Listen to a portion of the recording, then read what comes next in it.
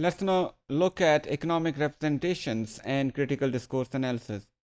Economic representations include various views about economy generated by people or experts in a certain area, how certain uh, economic or socioeconomic issues are discussed in general public primarily and by the experts. On the other hand, they create economic representations in a society. The ongoing global crisis, the recent global economic crisis, has created a lot of debate in almost all nations in the world.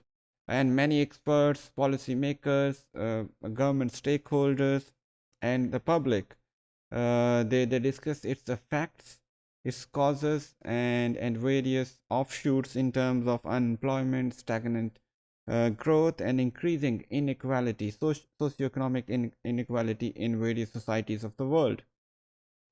Exploring the ways in which people think about their economy, construct their discursive representations, how they construct their economy, the way they look at it, uh, narrate its effects on their lives, and respond to dominant economic discourses.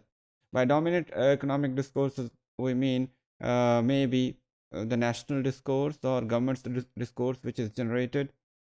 For example, we have seen in our own country many times that government is showing some statistics that the economy is progressing in many ways, but if we just look at its impact on general public, it's very limited or it exists nowhere, but in figures economy is growing.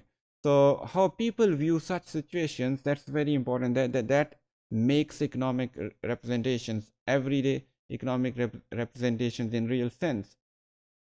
And these are important to understand how public understands economy and how such understandings are disseminated through media across the nation or across the world.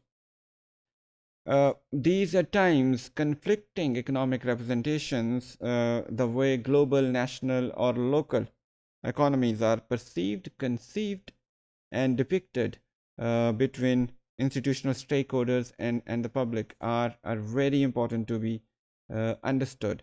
There is a central issue of whose representations and voices count and are heard.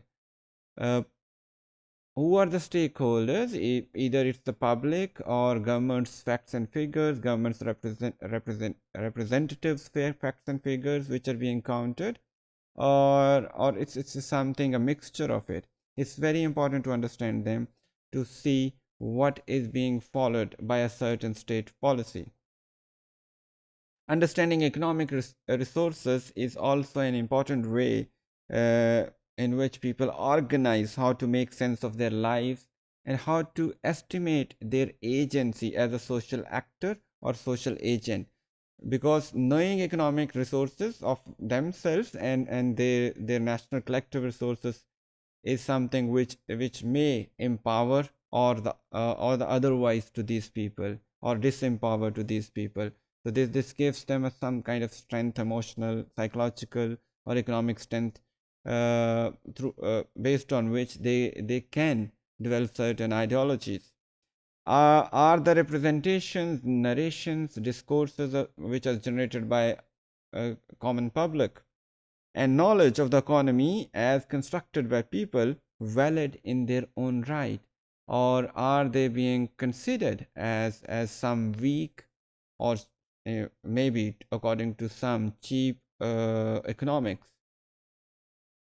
Can these be dismissed out of hand? The discourses about economy which are generated by common public, can they be just disregarded, dismissed without being investigated in detail, because they do lack a sophisticated academic knowledge of economics, and they also may not involve very intricate understanding of complex socioeconomic as well as market working. So can we just call it a superficial view and just dismiss it, or do we need to look at it in depth? Let's try to answer this. According to many academics who are working in the field of economics, these views are most of the time irrational because they are not based on deep academic knowledge, and they are based on some kind of superfluous irrational public sentiment. Therefore they lack both structure and consistency. They may change rapidly, and therefore they cannot be relied upon. And these academics, they beam on the low level of economic knowledge among the common citizenry, common citizens.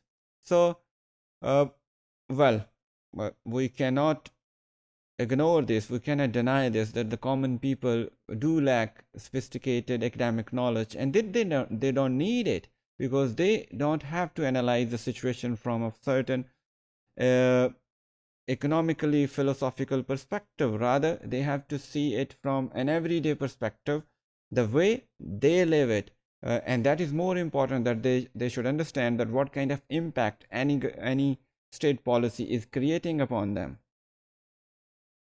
In this regard, Rousseau argues that instead that alternative is to recognize everyday economic theories and statements as having their own discourse structure, and then which discursive structure need to be explored, because it can be beneficial to explore locally constructed knowledge of economy and the concerns of common people about the economy. So this may not be, in other words, dismissed straight away, because such discourses created by common people about the economy can assume, create, and enact an identity that may be referred to everyday economy or everyday economist. Everyday economist may not be dismissed straight away. They can be taken seriously, because they would convey you everyday or common people's concern about economy. Everyday economists offer a window into how general public perceives and views the economy of their different vantage points, from their different important and critical points. So they should not be ignored straight away. There has been a very limited research on such discourses about economy which have been generated by common people. Maybe these discourses can be found in letters to editors in newspapers, maybe on some TV shows about various economic policies, various road shows on media. But there is a dire need to work on this kind of projects in critical discourse analysis, in which we can actually see the effects of various economic policies on common people as they view it. We need to integrate, in simple terms, the views of common people and the discourses generated by common people into our critical discourse studies.